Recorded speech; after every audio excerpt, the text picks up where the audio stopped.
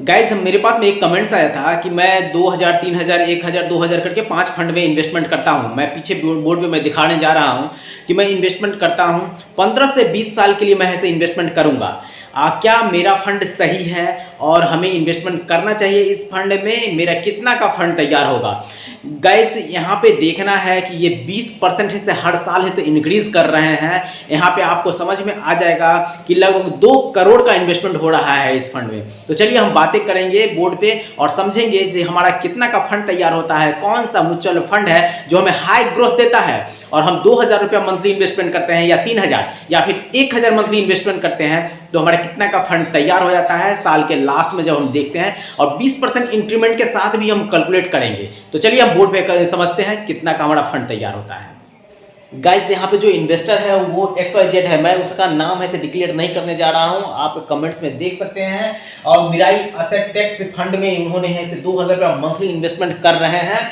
दो guys Mirae asset जो है वो 2015 में ऐसे लॉन्च हुआ था और उस समय से 18.89% का ऐसे रिटर्न ऐसे कंटिन्यू दे रहा है। किसी साल ऐसे 5% बढ़ता है, किसी साल ऐसे 5% घटता है। तो 18.89% का रिटर्न ऐसे हर साल ऐसे कैलकुलेट किया जा रहा है। PGIM इंडिया में भी उन्होंने 3000 रुपया मंथली इन्वेस्टमेंट किया है और 2013 में यह फंड ऐसे लॉन्च हुआ था। 10 साल हो गए हैं तकरीबन और 18.67% का ऐसे रिटर्न ऐसे दे रहा है ये fund. Kotak blue chip fund में इन्होंने 1000 रुपया मंथली इन्वेस्टमेंट कर रहे हैं, 14.21% का रिटर्न दे रहा है। 2013 में ये भी फंड ऐसे लॉन्च किया गया था।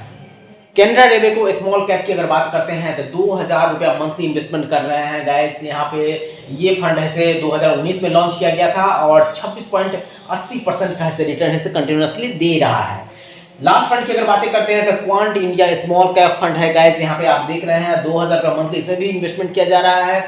2013 में लॉन्च किया गया था ये फंड, उस यहाँ पे 15.86% का रिटर्न दे रहा है। अगर टोटल इन्वेस्टमेंट को हम कैलकुलेट करते हैं तो 10,000 रुपया मंथली इन्वेस्टमेंट किया जा रहा है इस फंड में। गाइस एक चीज और देखने वाली बात है कि जो हम 18%, 14%, 26% और 15% को एक कैलकुलेट करके अगर एवरेज निकालते हैं तो ये हमारा 18% के करीब में आता है।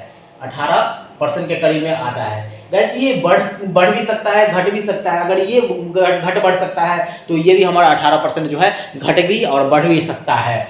तो हम यहाँ पे कैलकुलेट करेंगे कि अगर 18% से 10,000 रुपये मंथली इन्वेस्टमेंट होता है इनका टोटल और 20% है से हर साल ऐसे इंक्रीज करते हैं तो इनका कितना का फंड तैयार हो जाता है लास्ट में। ये 15 साल और 20 साल दोनों के लिए कैलकुलेशन यहाँ पे करके हम इनको बताने जा रहे हैं। तो चलिए हम कल चलते हैं कैलकुलेशन पे। गाइस जैसा कि मैं बता रहा था कि 15 साल के लिए भी कैलकुलेशन करना है, 20 साल के लिए भी कैलकुलेशन करना है। दोनों कैलकुलेशन में हम देखते हैं हमारा कितना का डिफरेंस आता है। सेम अमाउंट इन्वेस्टमेंट हो रहा है, 10,000 यहाँ भी, 10,000 यहाँ भी इन्वेस्टमेंट हो रहा है। ग्रोथ रेट दोनों में सेम है, जैसा मैंने ऐसे एवरेज दिया था वहाँ पे 18%, यहाँ पे भी वही 18% हमारा ग्रोथ रेट है। 20% यहाँ पे देख रहे हैं टॉपअप किया गया है इस फंड में भी, यहाँ पे टॉपअप 20% किया गया है। टोटल इन्वेस्टमेंट की अगर हम बातें करते हैं तो 15 साल में गाइस हमारा इन्वेस्टमेंट जो होता है टोटल वो 86,44,211 रुपया का इन्वेस्टमेंट होता है। और यहाँ पे जो हम देख रहे हैं टोटल इन्वेस्टमेंट अगर 20 साल के लिए करते हैं तो हमारा टोटल इन्वेस्टमेंट 2,24,02,554 रुपया का इन्वेस्टमेंट होता है। यहाँ पे गाइस हमारा जो मैच्योरिटी वैल्यू है वो 2,48,51,222 रुपया का है। यहाँ हमारा ये 86,44,000 रुपया जो है इसमें इंक्लूड किया गया है, इसीलिए हमारा टोटल मैच्योरिटी की मैं बातें कर रहा हूँ, अलग अलग दोनों नहीं है। ये 86 लाख है, इसमें इंक्लूड किया हुआ है।